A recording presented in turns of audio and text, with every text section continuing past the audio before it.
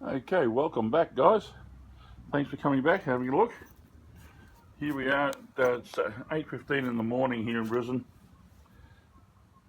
in July, and this post has been treated with the Penetrol, and I need to clean around it again so I can get 2 coats of paint on it, of a rust protective paint, and then of course the bitumen product to stop the water from getting to it again before I put the concrete on. And there's the post we took out yesterday. Now, we took many pieces out yesterday to cut that post. It took me 3 hours to cut that piece out of there. Where is it? Here we go. That's the biggest piece I took out. And so I started cutting, cut at the top, cut at the bottom. And of course the top was done with the grinder first, and then the saber saw,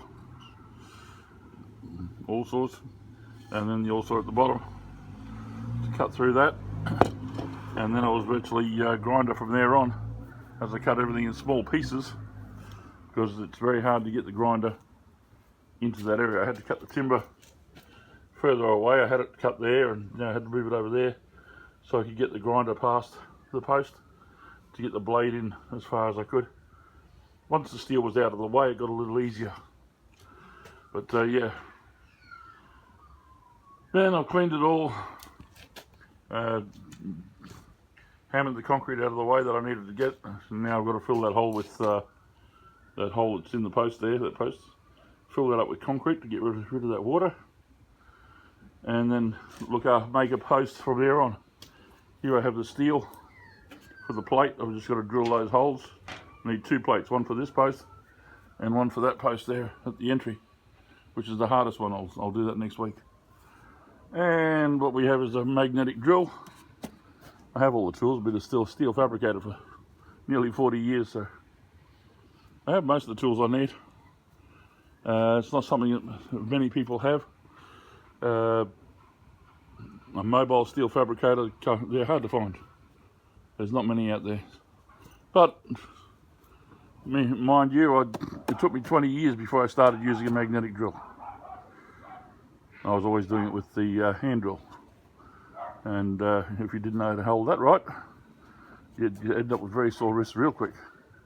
But I used to sharpen all my own drill bits and everything, and I could cut through steel with my own sharpened drill bit as fast, if not faster, than what I can with a magnetic drill. It's just the magnetic drill is easier for everyone else to use, because they don't have to worry about stamping drill bits or breaking their wrist as the drill bites and swings them around.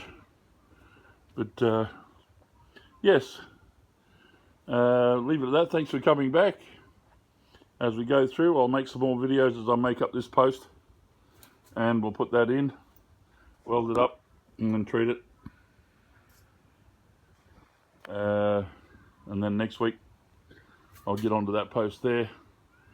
I've got to do, when I make the concrete for this one, I've got to fill up a post that's under the house there, so I have to get on my belly and crawl up and fill a hole around a post up there that I put protection around, and I've got to put concrete around to stop the water from gathering around it.